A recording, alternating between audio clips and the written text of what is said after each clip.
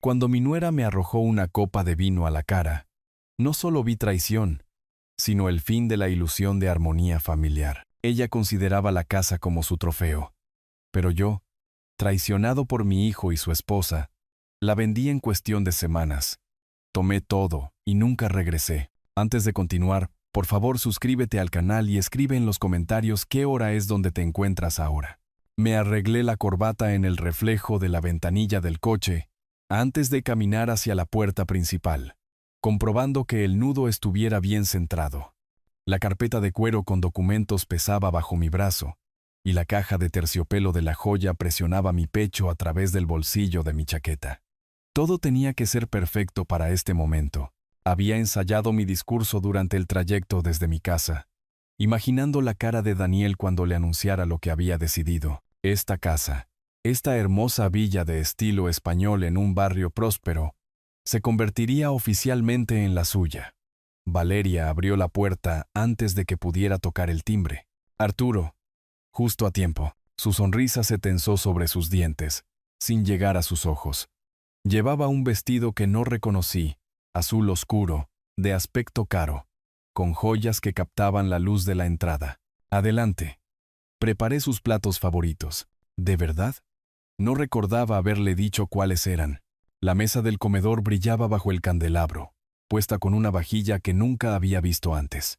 Muebles nuevos abarrotaban el espacio. Un aparador de caoba. Sillas tapizadas con remaches de latón. Yo había sido dueño de esta casa durante 32 años. La heredé de mis padres, quienes la obtuvieron de mis abuelos en 1960, y apenas la reconocía. Varias botellas de vino estaban abiertas en el aparador, con las etiquetas a la vista. Importado. Caro. Popa. Daniel salió de la cocina, secándose las manos con un trapo. Parecía más delgado que el mes pasado, con los hombros encorvados. Gracias por venir. Por supuesto que vine. Dejé la carpeta de documentos en la mesa auxiliar, guardando la caja de la joya en mi bolsillo por ahora. Esto es importante. Nos sentamos. Valeria sirvió vino en copas de cristal que yo nunca había comprado, llenando la suya casi hasta el borde. Las manos de Daniel jugueteaban con su servilleta, doblando y redoblando la esquina. Apareció el primer plato. Había contratado a alguien para cocinar, me di cuenta, al ver el emplatado profesional. Más gastos. Esperé hasta que terminó de servir. El momento se sentía ceremonial, significativo. Recuperé la carpeta de documentos y la coloqué con cuidado sobre la mesa, entre nosotros, alisando el cuero con la palma de mi mano. Daniel, Valeria, quería que esta noche fuera especial. Abrí la carpeta, revelando la escritura de la propiedad en la parte superior, la firma de mi abuelo aún visible en tinta azul desvaída en la parte inferior. Esta casa ha estado en la familia durante 3 generaciones. Mi abuelo la compró en 1960, cuando este barrio aún se estaba desarrollando. Pagó $12,000 por ella. Valeria se inclinó hacia adelante, con los ojos fijos en los papeles. Se la pasó a mis padres, que vivieron aquí durante 40 años. Me la pasaron a mí. Y ahora, hice una pausa, queriendo que las palabras tuvieran el peso adecuado. Ahora estoy listo para pasártela a ti, Daniel.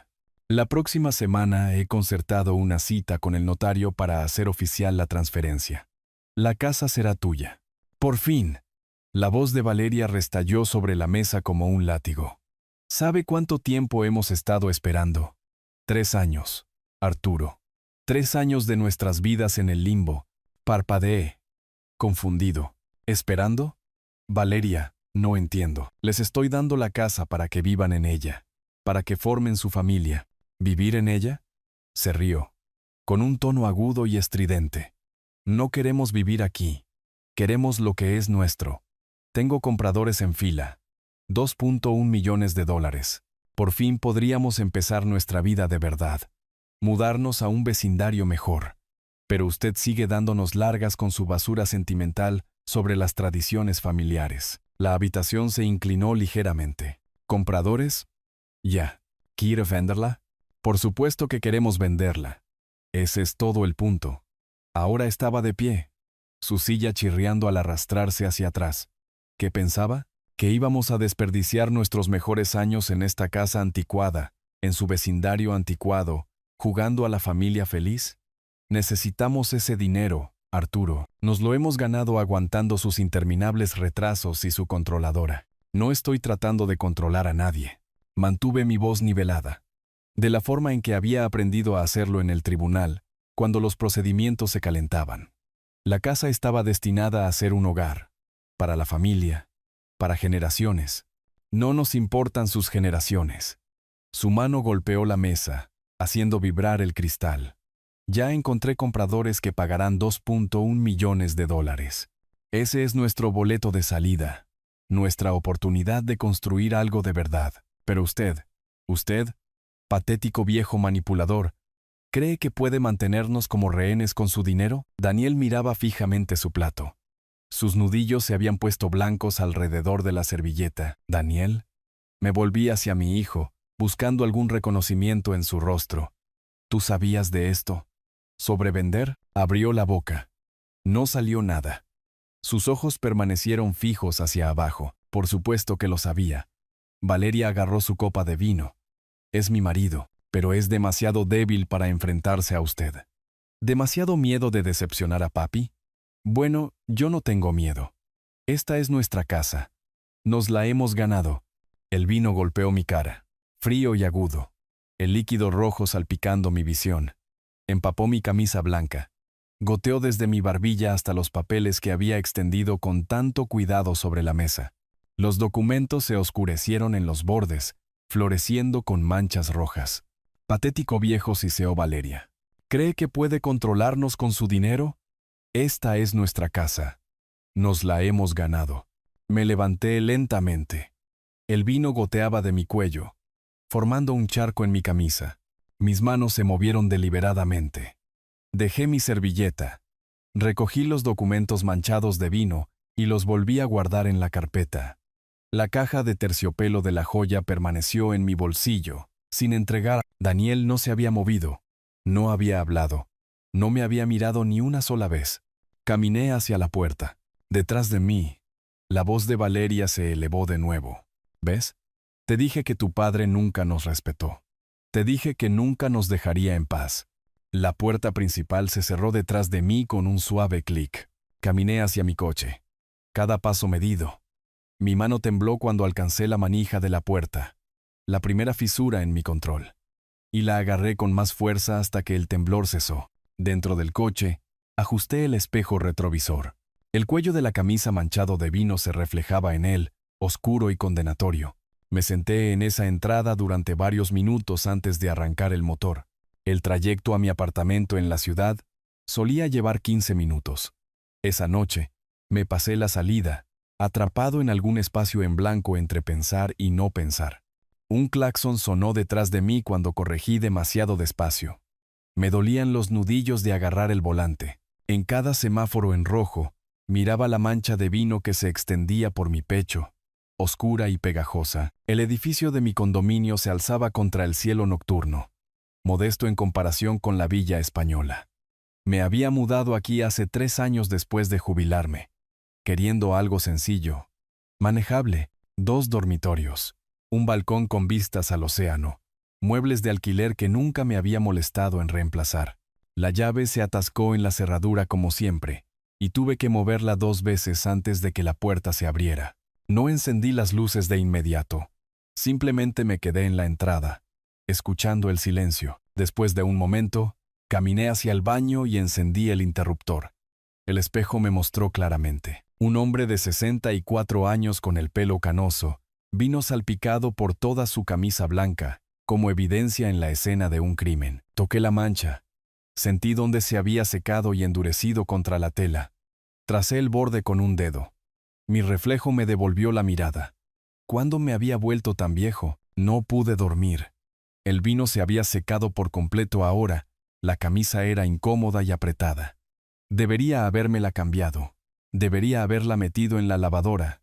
Pero no lo hice. En lugar de eso, caminé hacia el balcón y me senté en la silla de mimbre que había comprado en una tienda de descuento. Abajo, el océano se movía en la oscuridad.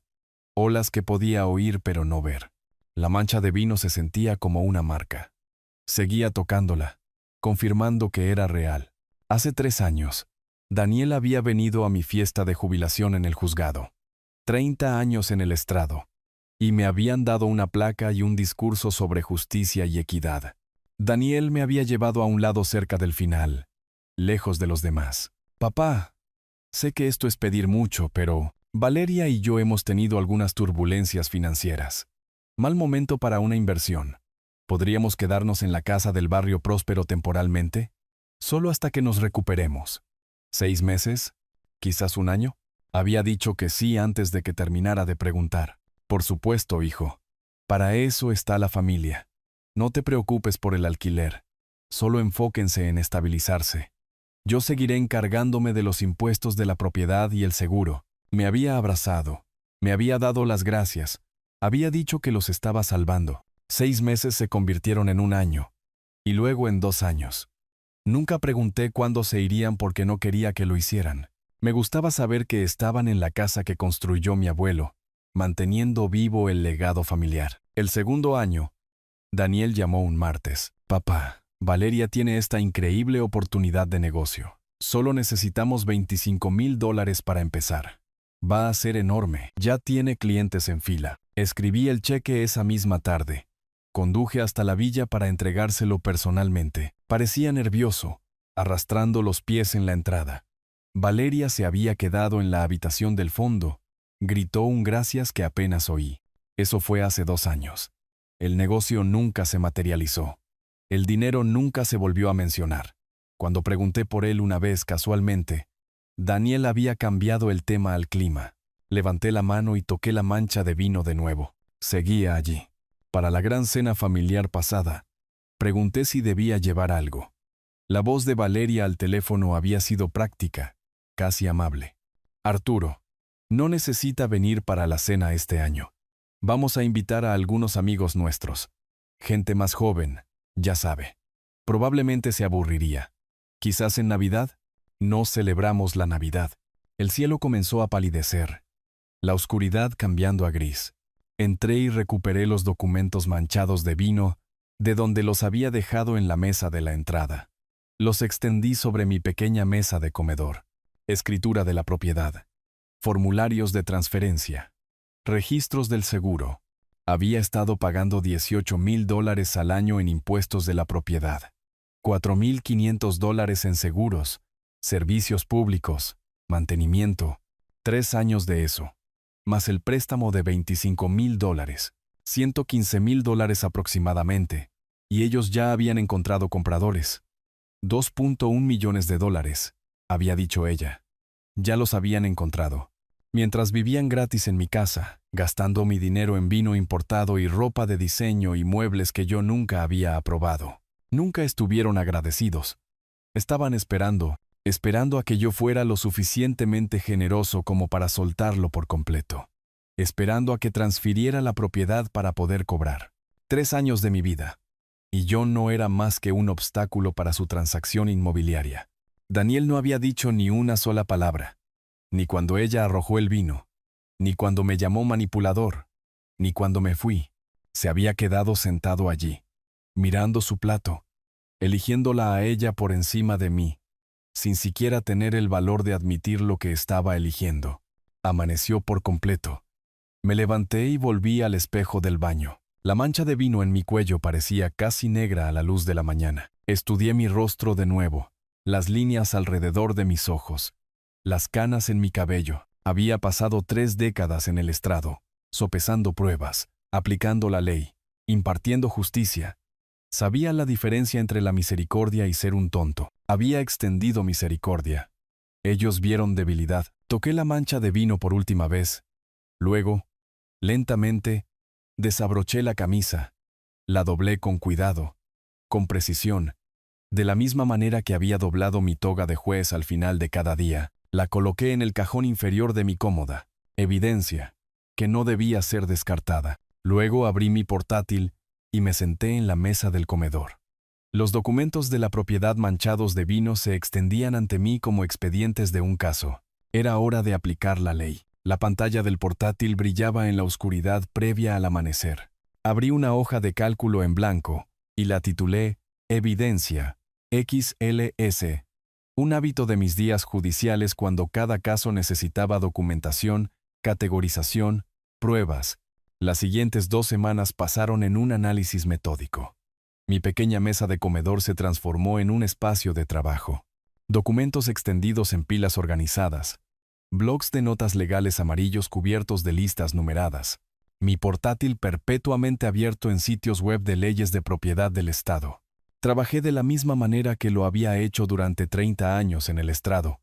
Sistemáticamente, a fondo, sin que la emoción nublara el juicio.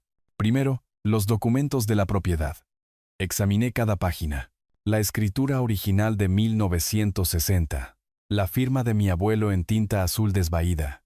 La transferencia a mis padres en 1978. La transferencia a mí en 1990. Y 3 después de que mi padre falleciera. Cada uno de los documentos llevaba un solo nombre. Mi nombre, no el de Daniel, no el de Valeria, solo el mío. Los recibos de impuestos de la propiedad contaban su propia historia. $18,000 al año durante 3 años. $54,000 en total. Todo pagado desde mi cuenta de jubilación. Encontré las pólizas de seguro. Mi nombre. Mis pagos. $4,500 anuales. Otros $15,000 durante 3 años. Facturas de servicios públicos. Todas a mi nombre. Aproximadamente $7,000 al año. $22,000 más. Luego el préstamo. Localicé el cheque cobrado. $25,000. En la línea de concepto decía, para el proyecto de negocio de Valeria. Recordé la voz de Daniel al teléfono ese día, emocionado, prometiendo que sería enorme. El negocio nunca se materializó. El dinero nunca regresó. Ni siquiera se volvió a mencionar. Introduje cada número en la hoja de cálculo, verificando 2 veces contra los recibos. El teclado hacía clic constantemente en el silencioso apartamento. Cuando apareció el cálculo final, $115,000, lo miré fijamente durante un largo momento. Luego guardé el archivo y cerré el portátil. La investigación legal tomó otros 3 días. Los estatutos del Estado eran inequívocos. El propietario de un inmueble podía terminar la ocupación con un aviso por escrito de 30 días cuando no existía un contrato de arrendamiento. Leí el estatuto 4 veces. Subrayé los pasajes relevantes. Los copié en un documento etiquetado como marco legal. ¿Qué tipo de contrato tienes con la familia? Ninguno, porque confías en ellos, porque crees que la sangre significa algo. Para la segunda semana tenía mi estrategia. Saqué un bloc de notas legal amarillo, del mismo tipo que había usado durante 30 años en mi despacho, y escribí en la parte superior, plan de 5 pasos. Paso 1. Contratar a un abogado inmobiliario para una venta legal acelerada. Paso 2. Retirar todos los bienes personales y reliquias familiares antes de la notificación. Paso 3. Asegurar un comprador dispuesto a aceptar un plazo de cierre estándar. Paso 4. Entregar un aviso legal de 30 días a los ocupantes. Paso 5. Completar la transacción y cortar todo contacto permanentemente. Fotografié la página con mi teléfono. Luego rodeé con un círculo el paso 1. Debajo escribí Marcos Webb, con un signo de interrogación. Marcos había manejado casos inmobiliarios en mi tribunal años atrás. Agudo, eficiente, sin tolerancia a las complicaciones emocionales. La decisión más difícil llegó el día 12. Abrí el cajón de mi escritorio y saqué mi testamento actual. Una sola página, lenguaje directo. Daniel, único beneficiario. Fondo de jubilación, $340,000. Cartera de inversiones, $280,000. Total, $620,000. Cogí mi teléfono y busqué el contacto de Diana Morrison. Mi dedo se detuvo sobre su nombre. Abogada de sucesiones, colega durante 2 décadas, alguien que conocía mi historia. Presioné el botón. Diana, soy Arturo. Necesito revocar mi testamento actual y redactar uno nuevo. Eliminación completa del beneficiario principal. Su pausa se alargó. Arturo, eso es. ¿Estás seguro? Daniel es tu único hijo. Quizás deberías esperar hasta... Estoy seguro. ¿Puedes hacerme un hueco esta semana? El viernes por la tarde. Allí estaré. Después de colgar, me quedé inmóvil durante varios minutos. Esto no era ira. La ira se desvanece. Esto era la corrección de un error. El mismo proceso que había aplicado innumerables veces desde el estrado al revisar casos basados en premisas falsas. La tarde del 14º día, llamé al número de Daniel. Sonó 4 veces, saltó el buzón de voz. Colgué y volví a marcar. Buzón de voz. Tercera llamada. Cuarta llamada. Cada rechazo anotado mentalmente como evidencia acumulada. Al quinto intento contestó: «Papá, mira, he querido llamarte. Yo solo. Necesito recoger algunos documentos de la casa. Estaré allí el miércoles a las 10 de la mañana. Por favor, estate en casa». ¿Documentos? ¿Qué documentos? Papá, lo siento por lo de Valeria. Estaba alterada. No quería. Miércoles, 10 de la mañana. Terminé la llamada y dejé el teléfono con deliberado cuidado. De la misma manera que cerraba los expedientes de los casos después de dictar la sentencia final, mi mano no tembló esta vez. El temblor de hacía 2 semanas había desaparecido por completo, reemplazado por algo más frío y duradero. Miré mi reflejo en la pantalla oscurecida del portátil. Durante 30 años, había mantenido la compostura en el tribunal mientras dictaba sentencias que cambiaban vidas. Había dominado la habilidad de hablar con absoluta autoridad, de hacer entender a la gente solo con el tono que la discusión había terminado y la decisión se había tomado. Daniel lo escuchó. Ese cambio. 3 años de suavidad, paciencia, complacencia paternal, borrados en 8 palabras. Sabía que algo fundamental había cambiado. Perfecto. Debería saberlo. Ambos deberían. Abrí el cajón de mi escritorio y miré la camisa manchada de vino, doblada precisamente donde la había colocado 2 semanas antes. Evidencia. Aún preservada. No por sentimentalismo, sino por principio. La mancha se había oscurecido hasta volverse casi negra, permanente. Cerré el cajón y volví a mi blog de notas legal amarillo. Junto al paso 1, escribí Marcos Webb. Lunes 9 de la mañana y lo subrayé 2 veces. El lunes por la mañana, me vestí como solía vestirme para el tribunal. Camisa blanca planchada, corbata azul marino, saco carbón. En el espejo del baño, enderecé el nudo hasta que quedó perfectamente centrado. Esto no era un negocio casual. Era un compromiso profesional. La apariencia importaba. Organicé los documentos en mi maletín por categoría. Escrituras de la propiedad, recibos de impuestos, facturas de servicios públicos, el cheque cobrado de $25,000. La carpeta de cuero manchada de vino de la cena fue encima. Las manchas se habían desvaído a un tono marrón, pero seguían visibles, un recordatorio de por qué estaba haciendo esto. La oficina de Marcos Webb ocupaba el 3er piso de un edificio en el centro, a 10 minutos de la Villa Española.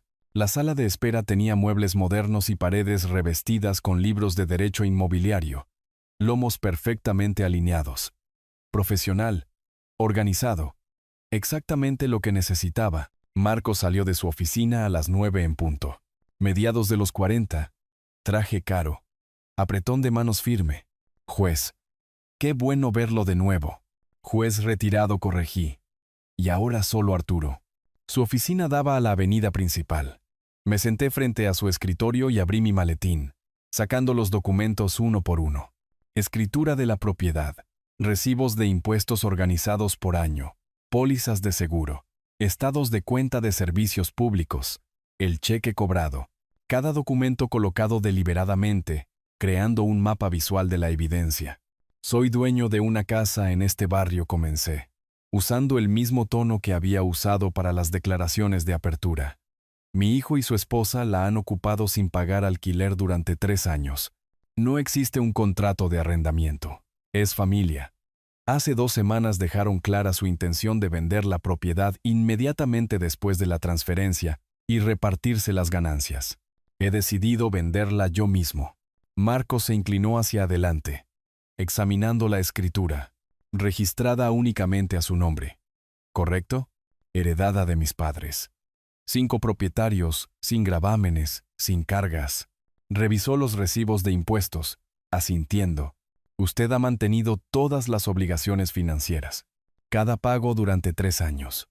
Impuestos de la propiedad, seguros, servicios públicos. Ellos no han pagado nada. Deslicé la hoja de cálculo sobre su escritorio. Contribución financiera total de mi parte. $115,000. Marcos estudió los números. Luego levantó la vista. Señor Arturo, legalmente está usted en una posición absolutamente fuerte. La casa es suya. No existe contrato de arrendamiento. Asumo que por ser familia, correcto. Ningún acuerdo formal. Pidieron quedarse temporalmente hace 3 años. Acepté. Entonces, bajo la ley del Estado, son ocupantes sin contrato. Usted puede vender la propiedad a voluntad. Solo está obligado a proporcionar un aviso por escrito de 30 días antes de que deban desalojar. La confirmación asentó algo en mi pecho. No satisfacción exactamente, pero sí validación. Mi investigación había sido precisa. La ley estaba de mi lado. Quiero que esto se maneje con discreción, dije. Sin advertencia previa. Encuentre un comprador. Cierre el trato. Luego notifíquelos. Marcos golpeó su bolígrafo contra el escritorio. Entendido. Un cierre típico toma 60 días. Necesitaremos ese tiempo para la búsqueda de títulos, inspecciones, papeleo. Usted entregará el aviso 30 días antes del cierre. Eso cumple con la ley y les da un tiempo mínimo para interferir. ¿Sus honorarios? Representación completa hasta el cierre. $8,500. Aceptable. ¿Cuándo podemos empezar? Redactaré el acuerdo de listado hoy mismo. Podemos tener la propiedad en el mercado para el fin de semana. Hizo una pausa. Una pregunta. Propiedad personal en la casa. Muebles. Pertenencias. ¿Alguna preocupación al respecto? Había anticipado esto. Preocupaciones significativas. La casa contiene piezas valiosas que pertenecían a mis padres. Un juego de comedor antiguo, aproximadamente $12,000. Una colección de libros raros. Otros $7,000 u $8,000. Pinturas. La colección de sellos de mi abuelo. Necesito retirarlos antes de la venta. Tiene absoluto derecho a retirar su propiedad personal, pero dada la tensión, le recomendaría hacerlo con cuidado. Quizás contratar profesionales. Ya está planeado. Me encargaré de ello esta semana. Nos dimos la mano. Salí de su oficina con un acuerdo de representación firmado y un cronograma claro. 60 días para el cierre. 30 días de aviso a los ocupantes. 90 días en total hasta que nunca más volviera a ver esa casa ni a ellos. Pasé los siguientes 2 días preparándome para la visita del miércoles. Hice listas de cada artículo valioso que podía recordar en la casa, particularmente en mi antiguo estudio. La habitación que Daniel y Valeria habían evitado porque contenía cosas viejas. El juego de comedor de caoba de mi abuela con 8 sillas. La biblioteca de derecho de mi padre. Primeras ediciones de casos históricos. Pinturas que había heredado. Ese estudio contenía $30,000 en reliquias familiares que habían ignorado durante 3 años. Llegó el miércoles por la mañana. Conduje hasta la casa llevando una cámara, una cinta métrica y mi bloc de notas legal amarillo. La entrada se veía igual, pero me sentí diferente al entrar en ella. Sin nerviosismo. Sin anticipación. Solo un propósito frío. Daniel abrió la puerta antes de que yo tocara. Tenía ojeras. El rostro demacrado. Papá, gracias por venir. Escucha. Sobre la semana pasada Valeria solo. Se pone emocional con el dinero, pero no quería. Ahora no, Daniel. Estoy aquí por negocios. ¿Negocios? ¿Qué negocios? Papá, podemos simplemente hablar de passer junto a él. ¿Dónde está la llave del estudio? ¿El estudio? Está sin llave, pero ¿por qué? Caminé por el pasillo sin responder. La ausencia de Valeria se registró de inmediato. Estaba en casa. Podía sentirlo, pero se quedaba en el dormitorio. Desprecio demostrativo. Ni siquiera podía molestarse en enfrentarme. El estudio se veía exactamente como lo había dejado hacía 3 años. Muebles de caoba relucientes, libros forrando 2 paredes, pinturas colgadas precisamente donde mi padre las había colocado. Puse mi cámara en el escritorio y comencé a fotografiar sistemáticamente cada pieza. Múltiples ángulos, primeros planos de las marcas del fabricante. medidas registradas en mi blog de notas. Daniel apareció en la puerta. ¿Qué estás haciendo? No levanté la vista. Inventario de bienes personales. Estos artículos me pertenecen. Tengo todo el derecho de documentar mis propias posesiones. ¿Pero por qué ahora? ¿Qué está pasando? Estoy aclarando la propiedad. Fotografié el juego de comedor, contando sillas, observando las patas talladas. Estas piezas nunca fueron parte de la casa. Son mi propiedad personal. Se balanceó, con las manos en los bolsillos. No irás a llevarte todas estas cosas, ¿verdad? Estas cosas siempre han estado aquí. Son parte de la casa. Dejé de fotografiar y me volví para enfrentarlo. Hice contacto visual. Lo mantuve hasta que él desvió la mirada. Daniel, estas piezas pertenecen a mis padres. El juego de comedor de mi abuela. La colección de libros de mi padre. Nunca fueron parte de la estructura de la casa. Son míos. Los retiraré cuando llegue el momento. ¿Cuándo llegue el momento? ¿Qué significa eso?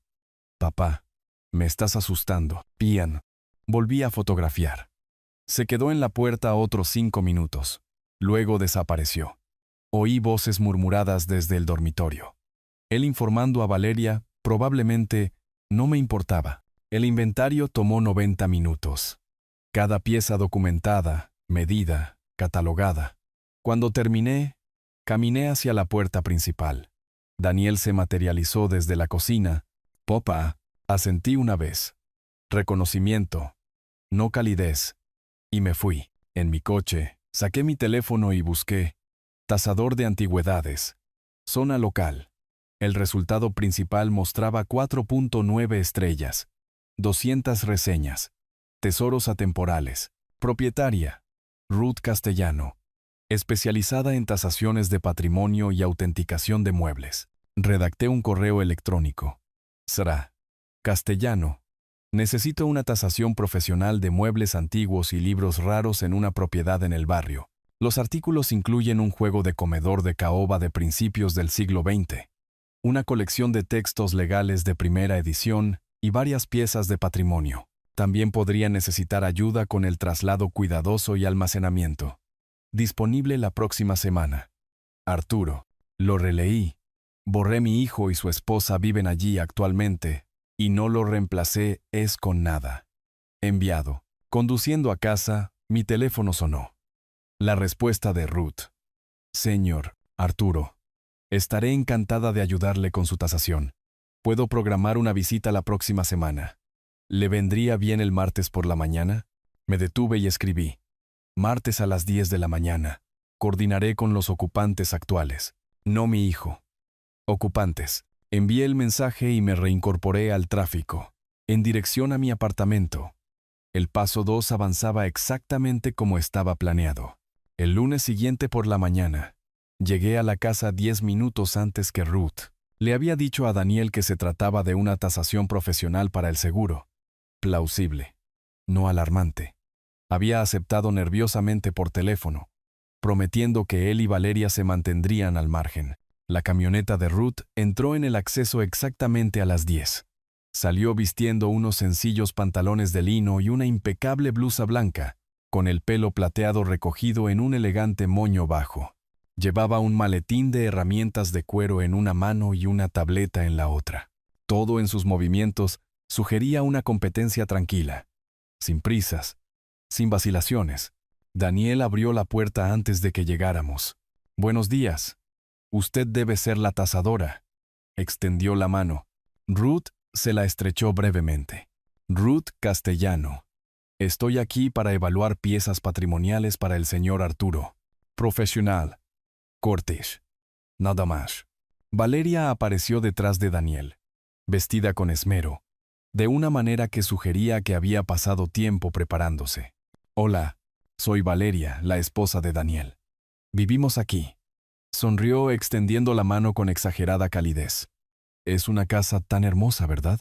El apretón de manos de Ruth fue aún más breve. Ruth Castellano. Luego se volvió hacia mí.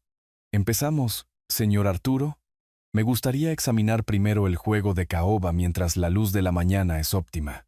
La sonrisa de Valeria flaqueó. Conduje a Ruth al estudio, dejando a Valeria de pie en el pasillo, descartada sin grosería, simplemente por enfoque profesional. En el estudio, Ruth dejó su maletín y sacó unos guantes de algodón blanco. Se los puso antes de tocar nada. El gesto me impresionó. Reverencia por los objetos. Respeto por la preservación. Pasó su mano enguantada por el borde de la mesa del comedor, examinando los detalles tallados. Luego se arrodilló, usando la linterna de su teléfono para comprobar si había marcas del fabricante debajo. Caoba caribeña, dijo en voz baja, sus dedos trazando la veta de la madera. Detalles tallados a mano. Acabado original. Se puede ver la técnica de ensamblaje aquí. Artesanía de los años 20. Sacó una pequeña lupa de joyero, examinando la talla más de cerca. Trabajo cubano prerevolucionario. Esto es extraordinario. Era de mi abuela, dije. Lo trajo de La Habana en 1959. Ruth me miró. Entonces no solo es valioso monetariamente, es irreemplazable. Fotografió el juego desde múltiples ángulos. Tomó notas en su tableta. Valor de mercado actual, de $15,000 a $18,000. Posiblemente más para el coleccionista adecuado, pero sospecho que no está interesado en vender. Todavía no. Se acercó a las estanterías, pasando su dedo enguantado por los lomos. Cuando llegó a la colección legal de mi padre, se detuvo, sacó con cuidado un volumen. Primera edición. Comentarios de Blackstone. 1803.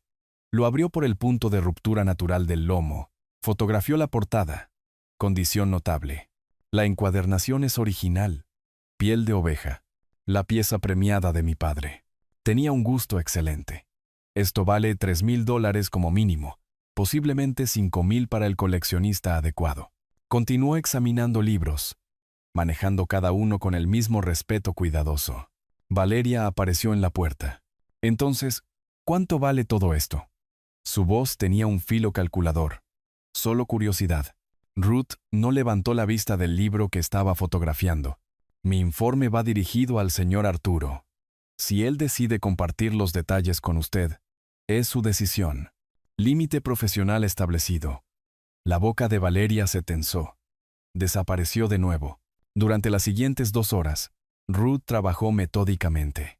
Examinó pinturas, midió muebles, fotografió la colección de sellos de mi abuelo. Cada artículo documentado con fotografías, medidas, notas de estado. En un momento me encontré a solas con ella en el estudio. Daniel se había retirado a algún lugar. Valeria había dejado de merodear. Ruth hizo una pausa. Me miró directamente.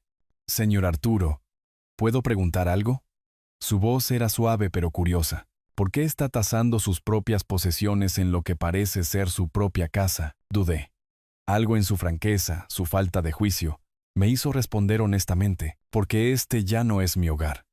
Voy a tomar lo que me pertenece, antes de irme, permanentemente. Me sostuvo la mirada durante 3 segundos. Luego asintió una vez. Entiendo. ¿Lo entiende? Sí, lo entiendo. Sin preguntas indiscretas, sin demandas de explicación, solo aceptación. Ruth volvió a su tableta. Hizo algunas notas más. Entonces, necesitará ayuda para retirar estas piezas. Son frágiles, valiosas, y basándome en la tensión que estoy sintiendo aquí, querrá que esto se haga discretamente. En silencio. ¿Estoy en lo cierto? Muy cierto. Tengo un equipo profesional. Podemos hacerlo en un día cuando la casa esté vacía. Camión climatizado, equipo adecuado, almacenamiento seguro. Me miró. Si confía en mí.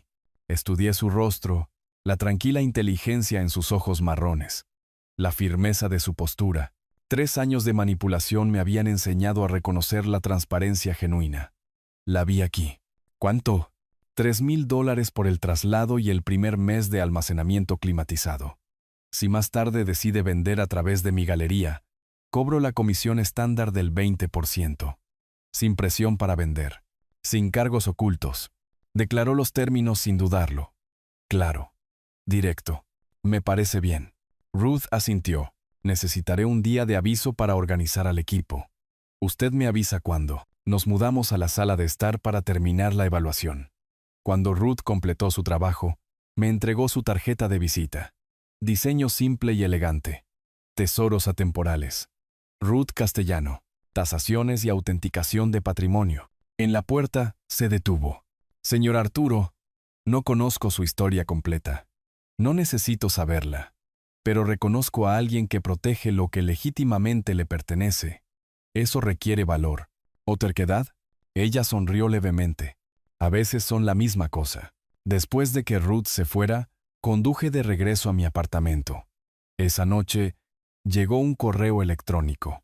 Abrí el archivo adjunto, un informe completo en PDF. Cada artículo fotografiado, tasado, con notas detalladas de estado y valores de mercado. Completamente profesional. Luego me desplacé a la parte inferior. Una nota escrita a mano. Escaneada. Si alguna vez necesita a alguien con quien simplemente hablar, mi puerta está abierta. Sé cómo duele la traición de los seres queridos. Yo lo sobreviví. Usted también lo hará. Ruth, me quedé mirando esa nota durante varios minutos. Alguien lo vio. Alguien lo entendió. Por primera vez en semanas, la fría determinación dentro de mí se descongeló ligeramente. No era debilidad, solo el reconocimiento de que no estaba completamente solo en esto. Cogí mi teléfono. Empecé a escribir una respuesta. Luego me detuve. Dejé el teléfono. Caminé hacia mi balcón con vistas al océano. Las olas se movían en la oscuridad de abajo. Las palabras de Ruth resonaban. Yo lo sobreviví. Usted también lo hará. Quizás lo haría. 2 semanas después, Marcos llamó. Arturo, tengo buenas noticias. Una pareja de una ciudad del norte, cerca de los 60 años, buscan una propiedad de retiro en el estado. Les encanta la arquitectura española. Ofrecen 1.82 millones de dólares. Eso está por debajo del mercado, dije, aunque sabía que no importaba. Por 30,000, sí, pero renuncian a la inspección. Pagan en efectivo. Dispuestos a cerrar en 60 días. Un trato limpio. Lo acepto. Excelente. Venga mañana a firmar. Prepararé el aviso oficial para Daniel y Valeria. Lo recibirán el lunes. Colgué y inmediatamente llamé a Ruth. ¿Puedes mover todo este sábado? ¿Antes de que se entregue el aviso? Absolutamente. Lo organizaré. Luego marqué a Daniel. Contestó al tercer timbrazo. «Papá, necesito recoger artículos personales de la casa el sábado. Tendré un camión de mudanzas de 9 a 3. Sería más fácil si no estuvieran allí». ¿Artículos personales? ¿Qué artículos? Papá, no entiendo. Oí movimiento. Luego la voz de Valeria interrumpiendo. Había agarrado el teléfono. No puede simplemente venir aquí y llevarse nuestras cosas. Este es nuestro hogar. Valeria, son mis pertenencias de mi casa. Recibirán una lista detallada. Sábado, 9 de la mañana. Terminé la llamada antes de que pudiera responder. El sábado por la mañana llegó claro y cálido. Llegué a la casa a las 8:45. El camión de mudanzas especializado de Ruth dobló la esquina exactamente a las 9, seguido por su camioneta. 3 hombres bajaron, todos con uniformes a juego. Mudanceros profesionales, no jornaleros. Ruth llevaba una tablilla con sujetapapeles. Daniel abrió la puerta. Su rostro parecía demacrado. Valeria estaba detrás de él, con los brazos cruzados, vestida como si asistiera a una reunión de negocios. Decidieron quedarse, para monitorear, para controlar lo que pudieran. «Buenos días», dijo Ruth amablemente. «Trabajaremos lo más rápido posible para minimizar las molestias». Le entregó a Daniel un documento. «Este es el inventario que vamos a retirar. Todo lo listado fue previamente documentado y fotografiado como propiedad personal del señor Arturo». Daniel lo tomó, con las manos temblando ligeramente. Escaneó las páginas. 3 hojas. A un espacio. Fotos adjuntas. Su boca se abrió. Se cerró. El equipo de Ruth comenzó de inmediato. Se movieron con eficiencia práctica. Carretillas para muebles. Mantas protectoras. Maniobras cuidadosas. Un hombre envolvió individualmente cada pata de las sillas de comedor de caoba. Otro usó cajas de archivo para los libros raros, colocando papel de seda libre de ácido entre los volúmenes. Valeria lo seguía, su voz elevándose. «Esa mesa ha estado aquí durante años. Es parte de la casa. No pueden simplemente llevársela». Ruth se volvió hacia ella, con expresión neutral. Señora, estos muebles están documentados como pertenencias personales del propietario. Cada pieza fue heredada de sus padres. Usted no tiene ningún reclamo legal.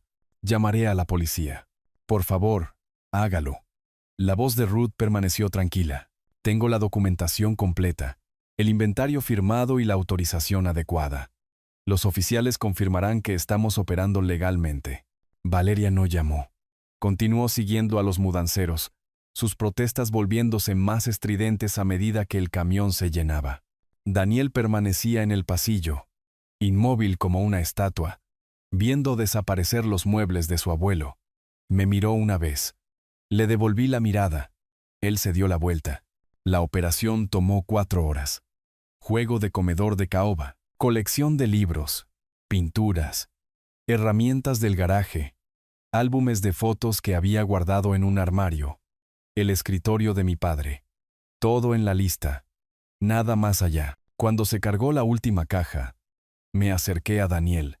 Le tendí un sobrecerrado, inventario completo de todo lo retirado.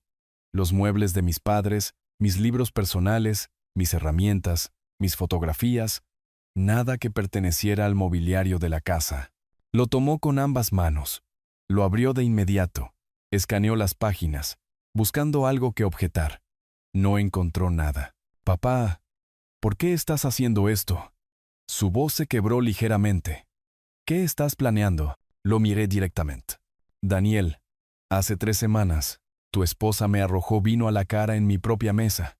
Te quedaste sentado, en silencio. Dejaste que sucediera. Eso me dijo todo lo que necesitaba saber sobre dónde reside tu lealtad.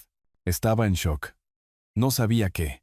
Tuviste 3 semanas para llamar, para disculparte, para asumir la responsabilidad. No hiciste nada. Eso también es una respuesta. Me di la vuelta hacia mi coche. Detrás de mí, la voz de Valeria se elevó hasta convertirse en un chillido. Lo demandaremos. Nuestro abogado lo destrozará. No puede hacernos esto. No me di la vuelta. No la reconocí. Subí a mi coche y seguí al camión de Ruth, fuera de la entrada. Condujimos hasta su instalación de almacenamiento. El equipo descargó todo en una unidad climatizada. Cuando terminaron, Ruth la cerró con llave y me entregó la llave. Ven, dijo en voz baja. Déjame invitarte un cafecito. Necesitas sentarte. Condujimos a una pequeña cafetería. Encontramos una mesa en la terraza con vistas a la bahía. Ruth pidió por los dos.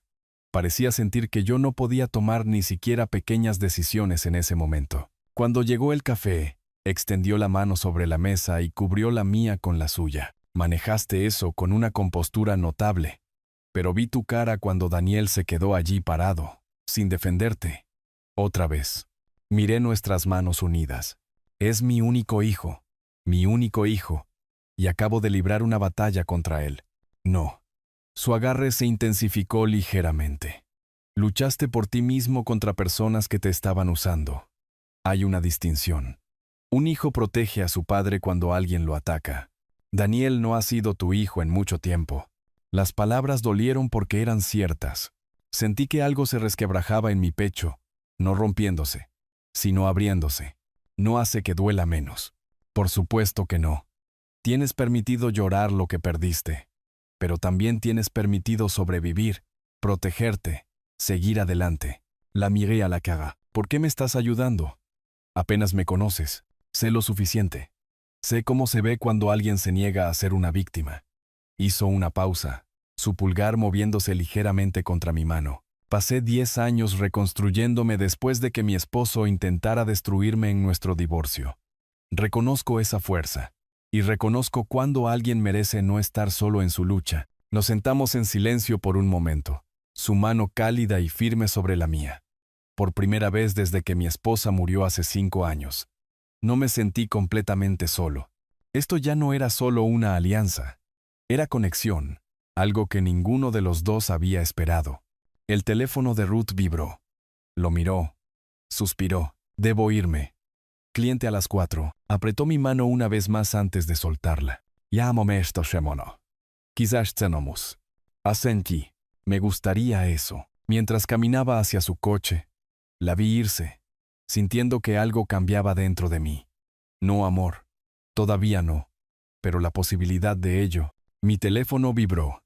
Mensaje de texto de Marcos. Aviso enviado por mensajería. Daniel lo recibirá mañana por la mañana. Avísame si hay problemas. Escribí de vuelta.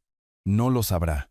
Mañana Daniel se enteraría de que la casa estaba vendida, que tenía 30 días para irse. Mañana comenzaría la fase final. Pero esta noche tenía la calidez de Ruth aún persistiendo en mi mano, y eso hacía que todo fuera soportable. Lunes por la mañana, 19 de mayo. Estaba preparando café con leche cuando sonó mi teléfono. Marcos. Está entregado, dijo. El mensajero confirmó la firma a las 10:03 de la mañana. Daniel firmó por él. J.M. Taza. Gracias. Llámame si hay problemas. Habría problemas, pero ahora eran del tipo legal. Del tipo que entendía completamente. La llamada llegó 40 minutos después. Valeria primero, naturalmente. Mi teléfono mostró su nombre. Dejé que sonara una vez. Luego rechacé. Devolución de llamada inmediata. Rechazada. Luego un mensaje de texto. Todo en mayúsculas. No te saldrás con la tuya. Te demandaremos. Esta es nuestra casa. Vi cómo el mensaje cambiaba a leído, pero no respondí.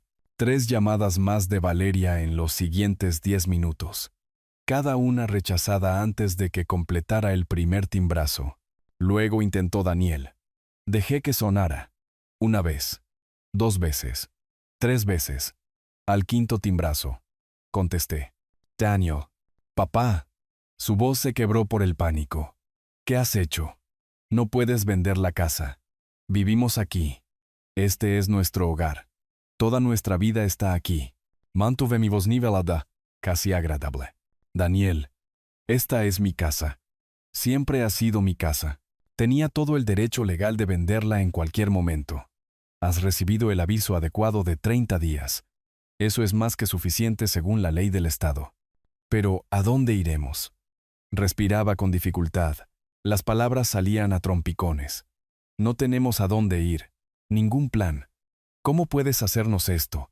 Esa debería haber sido tu pregunta hace 3 años cuando decidiste vivir en mi casa sin pagar alquiler. O hace 1 año cuando pediste prestados $25,000 y nunca mencionaste el reembolso. O hace 3 semanas cuando tu esposa me arrojó. Vino a la cara en mi propia cena porque no estaba transfiriendo la escritura lo suficientemente rápido. Silencio. Luego un forcejeo. El teléfono cambiando de manos.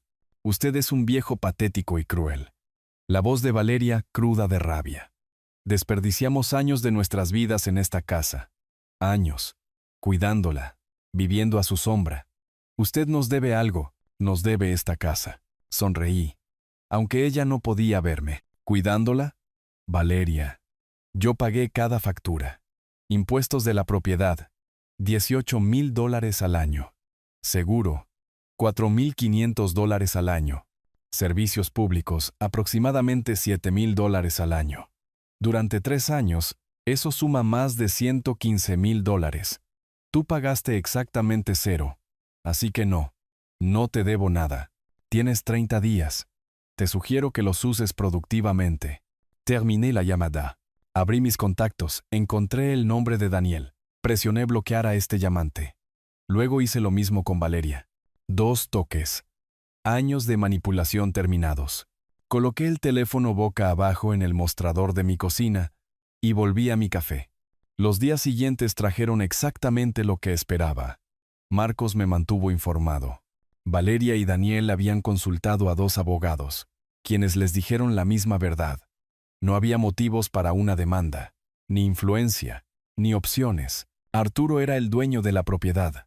Dio el aviso adecuado. Siguió todos los estatutos.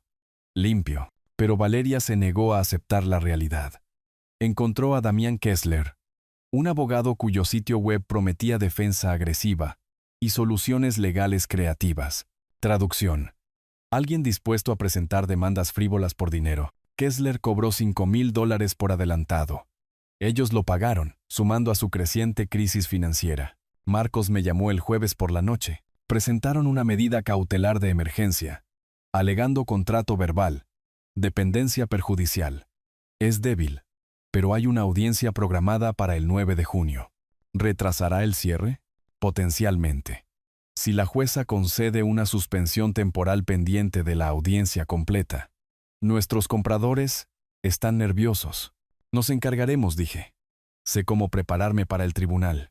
Esa misma semana, vi a Ruth casi a diario. Café el martes en una cafetería con vistas al puerto deportivo. El miércoles, almuerzo en un pequeño bistró. El jueves, caminamos por el jardín botánico, hablando de todo excepto de la venta de la casa. Sus años reconstruyéndose después del divorcio, mi carrera judicial, libros que habíamos leído, lugares que queríamos ver. El viernes por la noche, después de que ella cerrara su tienda, nos encontramos en un restaurante frente al mar. Nos sentamos en la terraza mientras el sol comenzaba su descenso hacia la bahía, pintando el agua en tonos ámbar y rosa. Ruth extendió la mano sobre la mesa, cubrió la mía con la suya. El gesto fue deliberado, gentil. Giré mi palma hacia arriba, recibiendo su contacto. Arturo, no sé qué viene ahora para ti, dijo en voz baja. ¿La venta? ¿Qué pasa después? ¿A dónde te lleva la vida? Pero quiero que sepas algo. No estás solo. Ya no. Se me hizo un nudo en la garganta. Ruth, lo digo en serio. Lo que sea que necesites. Alguien con quien hablar. Alguien con quien simplemente sentarte. Alguien que entienda lo que se siente la traición. Estoy aquí. Estaré aquí. Apreté su mano, incapaz de hablar por un momento. Cuando encontré mi voz, salió áspera. Lo sé. Y significa más de lo que puedo expresar. Nos sentamos en silencio mientras el sol tocaba el horizonte, su mano cálida y firme en la mía. Por primera vez desde que mi esposa murió hace 5 años, me sentí conectado con otra persona. No solo alianza, no solo gratitud. Algo más profundo. Algo que se sentía como la posibilidad de un futuro que había dejado de imaginar. El teléfono de Ruth vibró. Lo miró de mala gana. Debo irme. Cita temprana mañana. Pero ninguno de los dos se movió de inmediato. Finalmente, nos pusimos de pie. Hubo un momento, breve, cargado, donde podría haber ocurrido un beso. Pero no sucedió. Demasiado pronto. Todavía no. Pero la posibilidad flotaba entre nosotros como una promesa. Conduje a casa sintiendo algo que no había sentido en meses. No la fría determinación que me había sostenido durante la planificación y ejecución. Algo más cálido. Paz, tal vez, o esperanza. Mi teléfono sonó mientras entraba en el garaje de mi edificio. Marcos, tenemos una situación, dijo.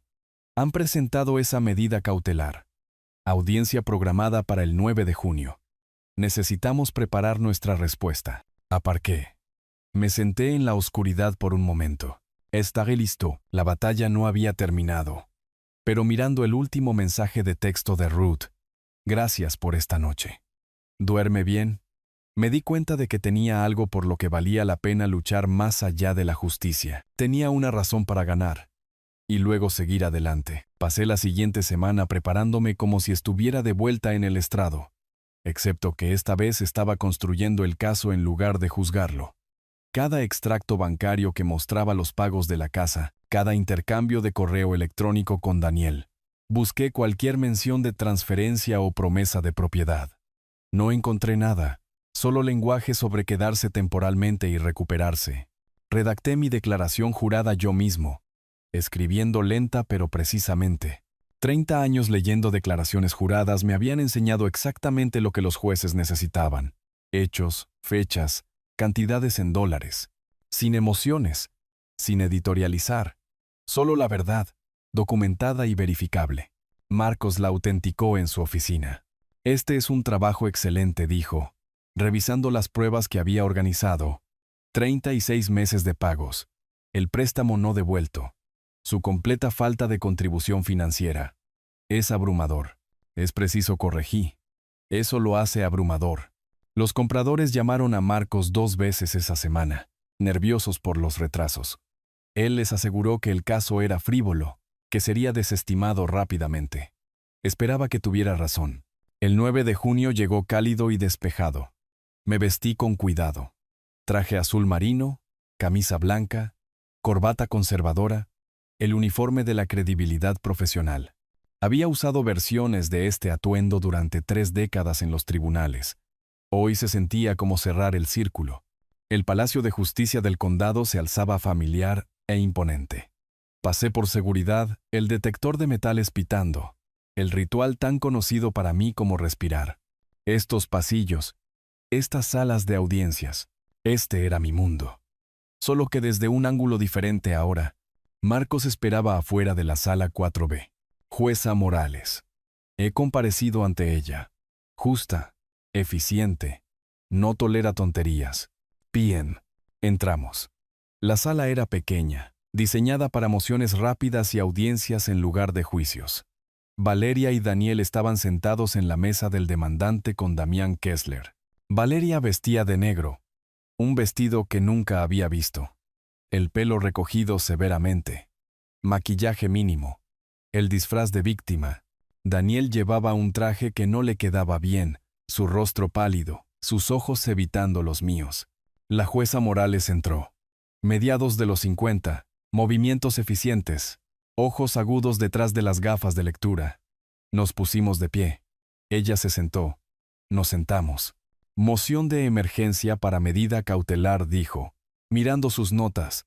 Señor Kessler, usted la presentó. Puede proceder. Kessler se puso de pie, ajustándose la corbata. Su señoría, mis clientes son una pareja joven que vivió en esta casa durante 3 años, con el permiso verbal explícito del propietario y repetidas promesas de que la casa sería suya. Invirtieron sus vidas, su tiempo, su energía emocional en esta propiedad basándose en sus garantías. Ahora, de repente, sin previo aviso, objeción. La voz de Marcos era tranquila. La afirmación de sin previo aviso es fácticamente incorrecta. Los demandantes recibieron un aviso legal de 30 días como lo requieren los estatutos del Estado. La jueza Morales miró a Kessler. Procede. Señor Kessler, aténgase a los hechos, por favor. Kessler se reajustó. Continuó. Mis clientes confiaron en promesas orales hechas repetidamente por el señor Arturo. Tenían todas las razones para creer. Disculpe. La jueza Morales levantó una mano. ¿Tienen sus clientes alguna evidencia por escrito de estas supuestas promesas? ¿Algún correo electrónico? ¿Mensaje de texto? ¿Carta? Kessler dudó. Bueno, su señoría, los acuerdos familiares a menudo son verbales. No es lo que pregunté. ¿Tiene evidencia por escrito? ¿Sí o no? No. Pero, gracias. Señor Webb, ¿su respuesta? Marcos se puso de pie. Colocó una gruesa carpeta en el podio. Su señoría, los demandantes no pueden presentar evidencia por escrito porque tales promesas nunca existieron. Mientras tanto, el señor Arturo ha proporcionado 36 meses de extractos bancarios que prueban que pagó todos los impuestos de la propiedad, seguros, servicios públicos y mantenimiento, por un total de más de $115,000. Los demandantes contribuyeron con $0. Vivieron gratis durante 3 años. Esto no es dependencia perjudicial.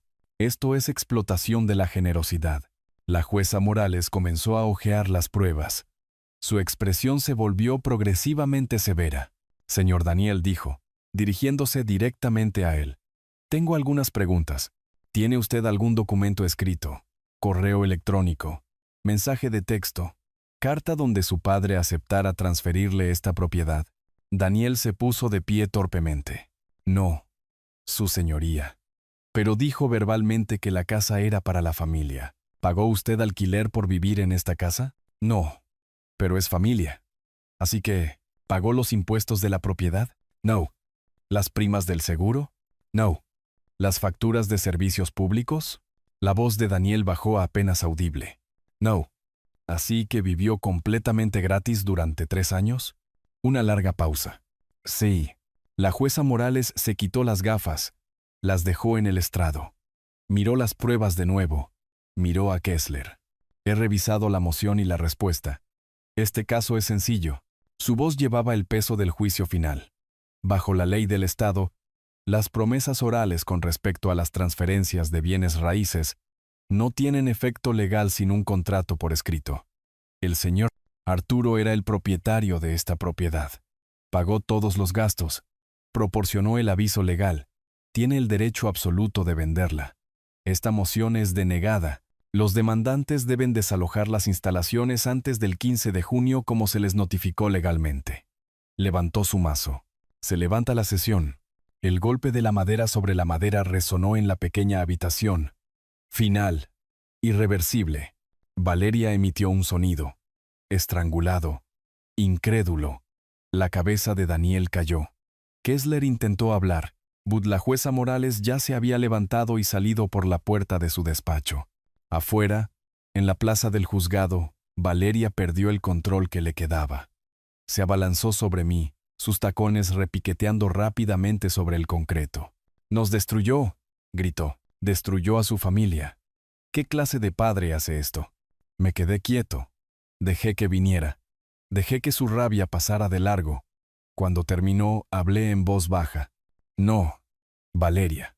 Tú destruiste a la familia cuando me arrojaste vino a la cara en mi propia casa. Yo simplemente corregí el error que cometí hace 3 años cuando te confié mi propiedad. Le dimos 3 años de nuestras vidas. Yo les di $115,000, un hogar y apoyo incondicional. Tú me diste desprecio. Diría que tú obtuviste el mejor trato». Detrás de ella, Daniel se acercó lentamente. Su voz se quebró. «Papá, por favor. No tenemos a dónde ir. Ni ahorros. ¿Qué se supone que hagamos?» Miré a mi hijo. Realmente lo miré.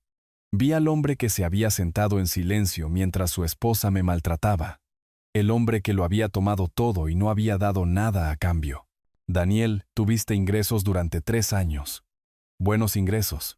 Si no hubieras gastado cada dólar viviendo en una casa valorada en $2 millones sin pagar alquiler, disfrutando de un prestigio que no podías permitirte, tendrías ahorros. Tomaste decisiones. Ahora vives con ellas». Me di la vuelta hacia el área de estacionamiento. «Adiós, Daniel». «No, hijo. Solo su nombre». La relación ya se había ido. Ahora la palabra también. Caminé hacia mi coche. Detrás de mí, Daniel gritó algo que no entendí. No me di la vuelta. Subí a mi coche. Arranqué el motor. Me alejé. En el espejo retrovisor, Daniel estaba de pie en las escaleras del juzgado.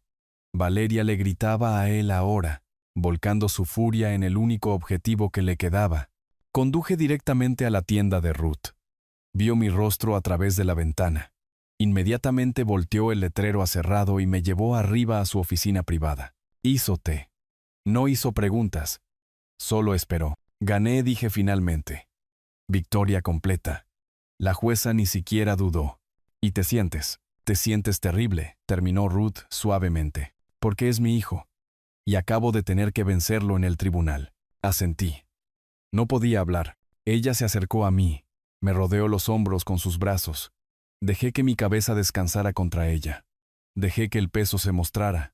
«Escúchame», dijo. Su voz firme contra mi oído.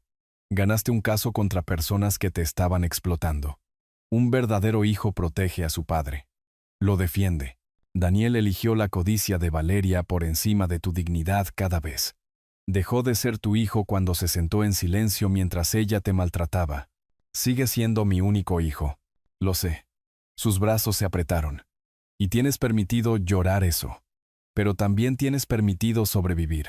Protegerte. Seguir adelante». Nos quedamos así durante mucho tiempo, su fuerza sosteniéndome.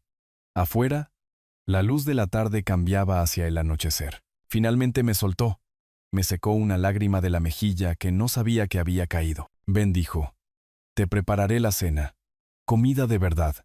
Nos sentaremos, comeremos y hablaremos de cualquier cosa excepto de tu hijo y esa casa». Asentí. Logré una pequeña sonrisa. Mientras caminábamos hacia su coche, mi teléfono vibró. Mensaje de texto de Marcos. «Compradores confirmados. El cierre procede según lo programado. 15 de junio, 2 de la tarde». El final estaba a la vista. Pero mirando a Ruth caminando a mi lado, abriendo la puerta de su coche, volviéndose a mirar con preocupación y calidez, me di cuenta de algo más. El comienzo también estaba a la vista. El 15 de junio llegó brillante y despejado. Me encontré con Marcos en su oficina a media mañana. La ceremonia de cierre fue sorprendentemente mundana para algo tan significativo, papeles extendidos sobre la mesa de conferencias. 4 personas revisando documentos en cuidadoso silencio. Ricardo y Margarita se sentaron frente a mí, cerca de los 60 años, emocionados por su retiro en el Estado, pero manteniendo la compostura profesional. Su abogado revisaba las cláusulas del contrato. El representante de la compañía de títulos verificaba las firmas. Marcos nos guió a través de cada página metódicamente. Iniciale aquí. Firme aquí. Fecha aquí. Mi firma apareció en página tras página. El movimiento se volvió automático, casi meditativo. Cada trazo de la pluma era un punto final de una oración, una puerta cerrándose, un capítulo terminando. La confirmación de la transferencia bancaria apareció en la pantalla del portátil de Marcos. La giró hacia mí. 1.74 millones de dólares depositados en la cuenta. Asentí. Ricardo extendió la mano sobre la mesa. Gracias, señor Arturo. La cuidaremos excelentemente. Le estreché la mano. Estoy seguro de que lo harán. Marcos colocó las llaves en un pequeño sobre. Las deslizó sobre la superficie de caoba. Margarita las recogió. Sonrió.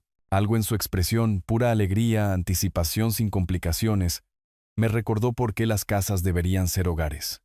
No armas. Esa tarde, los ayudantes del sheriff del condado tocaron la puerta de la villa. Yo no estaba allí, pero Marcos llamó para decírmelo. Daniel había respondido. El oficial Martínez, según el contacto de Marcos en la oficina del sheriff, había leído el aviso oficial de desalojo en el tono plano de alguien que entregaba a cientos de estos. Tienen 24 horas para desalojar estas instalaciones. Valeria había gritado. Los oficiales habían esperado impasibles hasta que ella terminó. Luego se fueron. Procedimiento estándar. A la mañana siguiente, pasé por delante de la casa, solo una vez, desde la distancia, y vi el camión de mudanzas en la entrada. Los observé cargar cajas. No me detuve. No me anuncié. Solo observé desde 2 manzanas de distancia. Luego conduje a casa. Se mudaron a un barrio más modesto. Un apartamento de alquiler, pequeño. $1,800 al mes en lugar de gratis. Marcos escuchó a través de conexiones del juzgado que su situación financiera se había deteriorado gravemente. Tarjetas de crédito al máximo por los honorarios de los abogados.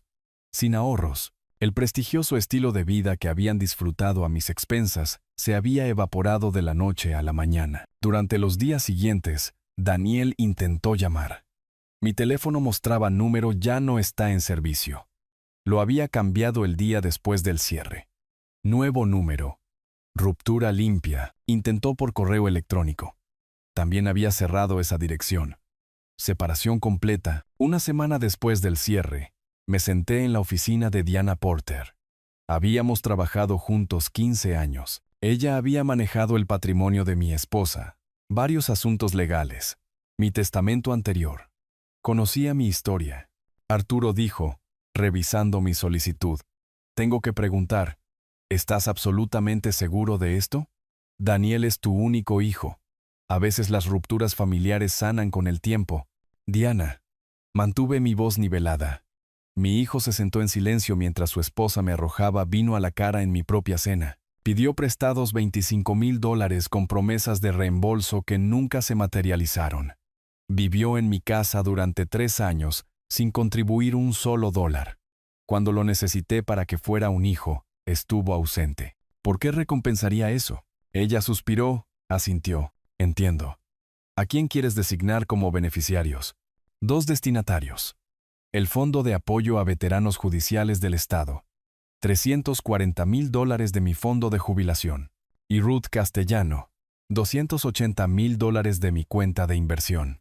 Diana levantó la vista, sorprendida. ¿Ruth Castellano de Tesoros Atemporales?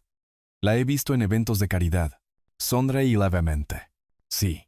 Cuando todos los demás me veían como un recurso o un obstáculo, ella me vio como una persona. Eso importa. Importa mucho. La expresión de Diana se suavizó. Creo que es una elección hermosa. El Nuevo Testamento tardó una semana en redactarse. Lo revisé cuidadosamente. Aprobé cada cláusula. Lo firmé en la sala de conferencias de Diana con 2 asistentes legales como testigos. La notaria presionó su sello en el papel. La impresión física lo hizo real, irreversible. Daniel estaba legalmente desheredado. El testamento anterior formalmente revocado. Mientras tanto, Ruth y yo pasábamos cada vez más tiempo juntos. Ya no solo café, cenas en restaurantes tranquilos, paseos de fin de semana por la playa, visitas a galerías donde discutíamos pinturas durante horas, descubriendo que compartíamos gustos similares, preferencia por el paisaje sobre el retrato, el color sobre el monocromo, la honestidad sobre la pretensión. Me contó más sobre su divorcio de hacía 10 años, la traición financiera de su esposo, la brutal batalla legal, los años reconstruyendo su negocio y su confianza. Yo compartí más sobre mi difunta esposa, la erosión gradual de mi relación con Daniel que había comenzado años antes de Valeria, mi arrepentimiento por no haberlo visto antes. A fines de junio, Ruth organizó que conociera a su hijo, David. Almuerzo en un bistró. Tenía 40 años, ingeniero de software, inteligente y cálido, protector con su madre pero no hostil. En un momento, mientras Ruth estaba en el baño, David se inclinó hacia adelante. Voy a ser directo. Mi madre pasó por algo terrible con mi padre. Le tomó una década reconstruirse. Ha estado sola porque es cautelosa. Si está con ella, trátela bien. Es mi intención. Ella no merece menos. Estudió mi rostro por un momento. Luego asintió. Bien. Porque habla de usted constantemente. No la he visto tan viva en años. Mediados de julio trajo una noche que se sintió suspendida fuera del tiempo. Ruth y yo nos sentamos en la terraza de mi apartamento. Copas de vino entre nosotros, viendo el sol pintar el océano en tonos ámbar y rosa. Un silencio cómodo se extendió entre nosotros, del tipo que solo llega cuando las palabras no son necesarias. Finalmente, hablé. Pensé que mi vida se había acabado a los 64 años. Que después de todo lo de Daniel, no me quedaba nada excepto existir. Seguir los movimientos. Pero me mostraste que estaba equivocado. No. Se volvió para mirarme. Te lo mostraste a ti mismo. Te levantaste. Luchaste por tu dignidad. Yo solo tuve el privilegio de observar. Fuiste más que una espectadora. Quizás nos ayudamos mutuamente. Me levanté. Le tendí la mano. Ella la tomó. Se levantó. Nos quedamos cerca. El sol se ponía detrás de nosotros. El futuro incierto, pero de alguna manera menos aterrador de lo que había sido meses atrás. Me incliné hacia adelante. Ella me encontró a mitad de camino. Nuestros labios se tocaron suavemente, tentativos al principio, luego más seguros. 3 segundos. Nos separamos. Nos miramos. Sonreímos. Luego nos besamos de nuevo. Más tiempo. Mi mano acunó su rostro. Su mano descansaba contra mi pecho. No desesperado. Deliberado. 2 personas que se habían ganado el derecho de ser cuidadosas con sus corazones. Cuando finalmente nos separamos, ella apoyó su frente contra la mía. Debería irme, susurró. Envío temprano en la tienda mañana. Cena conmigo mañana por la noche. En algún lugar agradable. Quiero celebrar. ¿Celebrar qué? Nuevos comienzos. Me besó una vez más, rápido y suave. Luego se fue. Me quedé solo en la terraza, mirando el océano oscurecerse, sintiendo algo que no había sentido en años. No solo paz, felicidad real. Mi teléfono vibró. Notificación de correo electrónico. Asunto. De Daniel. Lo miré fijamente durante un largo momento. Luego coloqué el teléfono boca abajo sobre la mesa. Mañana. Lo leería mañana. Esta noche era para este sentimiento, esta calidez, esta posibilidad, esta vida que estaba construyendo desde las cenizas de la antigua. Una mañana de principios de agosto, me senté en mi balcón con café, revisando correos electrónicos en mi tableta. La línea de asunto me detuvo. De Daniel. Por favor, lee. J.M. Taza. Lo abrí. El correo era largo. Más largo que cualquier comunicación que Daniel me hubiera enviado en años. Leí de pie, luego me senté lentamente. Leí de nuevo. Luego una tercera vez. Papá, no sé si leerás esto. Entiendo si lo borras, pero necesito escribirlo de todos modos. Estos últimos 3 meses han sido los más difíciles de mi vida. No solo financieramente, aunque eso ha sido brutal, sino emocionalmente. Valeria y yo apenas nos hablamos. Ella me culpa de todo. Quizás tenga razón. Empecé terapia. El terapeuta me preguntó cuándo dejé de defenderme. No pude recordarlo. Quizás nunca empecé. Dejé que Valeria controlara todo. Dejé que te tratara terriblemente. Me quedé en silencio cuando arrojó ese vino. He sido un cobarde. No te pido que me perdones.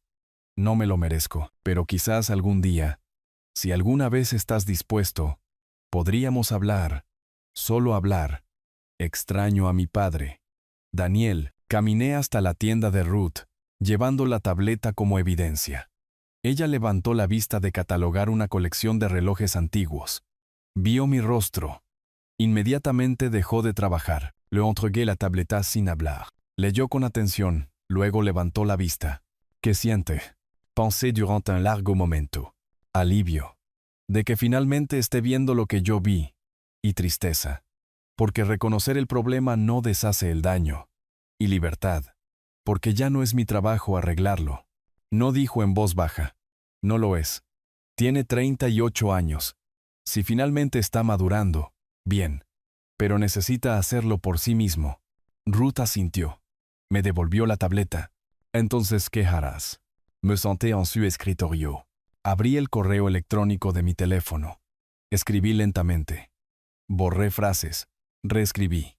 Ruth organizaba estantes cerca, mirando de vez en cuando, pero sin agobiar. Cuando terminé, le mostré el teléfono. ¿Suena esto bien? Leyó. Asintió. Presioné enviar. Daniel, recibí tu correo. Veo que estás empezando a entender lo que pasó. Eso es bueno. Es progreso. Pero necesito que sepas. Necesito tiempo. Quizás mucho tiempo. Quizás para siempre. No lo sé todavía. Lo que pasó me cambió fundamentalmente. Ya no soy el padre que permitió que se aprovecharan de él, que priorizó la paz sobre el respeto. Soy una persona que protege su dignidad. Si realmente estás cambiando, y espero que lo estés, hazlo por ti mismo. No para recuperar mi aprobación, no para acceder a mis recursos, por ti mismo. Que estés bien. Papá, coloqué el teléfono boca abajo en su escritorio. Ruth se acercó a mí. Me rodeó los hombros con sus brazos. Lo manejaste perfectamente. Luego sonrió. ¿Quieres hacer un viaje? ¿Escaparnos una semana? Volamos a una ciudad en el desierto a mediados de agosto. El paisaje del alto desierto extendiéndose debajo del avión. Rocas rojas, cielo vasto, espacio para respirar. Nos alojamos en una pequeña posada de adobe con un patio lleno de malvarrosas y salvia. Días pasados en el Museo de Arte Moderno. Paseando por la calle de las galerías. Caminatas por senderos con vistas que se extendían para siempre. Tardes en restaurantes íntimos. Noches en la azotea de la posada, bajo estrellas más visibles que cualquiera que hubiera visto en años. Una noche, acostado sobre mantas tejidas, la Vía Láctea extendiéndose sobre nosotros, Ruth habló en voz baja. ¿Sabes lo que pensé que sería mi vida a los 62? Tranquila, pequeña, la tienda, rutina, cenas de televisión, cama, sola pero segura. Entonces entraste en mi vida. Entré con un desastre, dije. Traición, dolor, muebles que necesitaban ser extraídos de un entorno hostil. Él se rió. Sí, todo eso. Y también dignidad, fuerza, honestidad. Estabas luchando por algo real, por tu propio valor. Me enamoré de eso, de ti. Me volví para mirarla. Me enamoré de la persona que me vio a mí, no a mi cuenta bancaria. Necesito decirte algo. Tomé su mano. Cuando cambié mi testamento, eliminando a Daniel, te designé como beneficiaria. $280,000. Ella se incorporó. Arturo. No, no puedo aceptar. No quiero que pienses que estoy contigo por... Coloqué mi dedo suavemente sobre sus labios. Para. No se trata del dinero. Se trata de lo que representas. Eres la única persona, además de mis padres, que alguna vez me trató como un ser humano en lugar de un recurso para explotar. Quiero que sepas que importas. Me importas más que nadie en años. Sus ojos se llenaron de lágrimas. Tú también me importas a mí. Regresamos a fines de agosto. La vida se asentó en nuevos ritmos. Vendí las antigüedades restantes a través de la tienda de Ruth, ganando $45,000. Invertí las ganancias de la casa, $1.74 millones, en una cartera de jubilación diversificada con un asesor financiero que Marcos recomendó. Comencé a ser voluntario en la Sociedad de Ayuda Legal, ofreciendo consultas gratuitas a clientes mayores. Una tarde, una anciana se sentó frente a mí, con expresión preocupada surcando su rostro. «Mi nieto sigue llamando», dijo. «Dice que debería poner mi casa a su nombre por motivos de impuestos, pero algo no me parece bien». «Confíe en ese sentimiento», le dije. «Esa es una táctica de manipulación común. Su casa es su seguridad. Nunca la transfiera a menos que lo entienda completamente y realmente quiera hacerlo. Pero es familia. La familia debería protegerla, no presionarla. La verdadera familia se gana la confianza a través del respeto, no de la manipulación». Mientras se iba, agradeciéndome profusamente, sentí algo que no esperaba. Propósito. Mi dolor transformado en protección para otros. Ruth expandió tesoros atemporales. Contrató a un asistente. Aumentó el inventario. Mantuvimos residencias separadas. Ambos valorábamos nuestra independencia, pero pasábamos 5 o 6 noches a la semana juntos. Una tarde de fines de agosto, nos sentamos en el balcón de mi apartamento, las estrellas emergiendo sobre el océano. Un silencio cómodo entre nosotros. «¿Alguna vez te arrepientes?», preguntó Ruth en voz baja. «Sobre Daniel, ¿cómo resultó todo?» Estuve en silencio durante mucho tiempo, mirando el agua. Lamento que el hijo que crié, o que pensé que crié, desapareciera en algún punto del camino. Lamento no haber visto lo que estaba sucediendo antes. Pero no me arrepiento de haberme protegido. Fui un buen padre, demasiado bueno. Dejé que se aprovecharan. Corregí eso. Y por primera vez en años, duermo toda la noche. «Eso no es arrepentimiento», dijo ella. «Eso es sabiduría. Quizás sean la misma cosa». Pensé en las extrañas matemáticas de la vida. Había perdido un hijo, pero me había encontrado a mí mismo. Perdí una casa, pero encontré un hogar. No entre paredes, sino en la mujer sentada a mi lado. Viví 64 años, pensando que sabía lo que significaba la familia. Resultó que la familia no es sangre. La familia es quien te respeta cuando es inconveniente, quien está contigo cuando es difícil, quien te ve a ti, no a tus recursos. Valeria estaba en algún lugar en un barrio modesto, en un apartamento de alquiler, probablemente todavía considerándose una víctima. Daniel también estaba allí, finalmente madurando, posiblemente demasiado tarde para nuestra relación, pero con suerte no demasiado tarde para él mismo. Y yo estaba aquí, en este balcón, sosteniendo la mano de una mujer que me trataba con dignidad. Había ganado, no porque hubiera destruido la vida de alguien, porque había reconstruido la mía. Sonreí. Ruth me devolvió la sonrisa.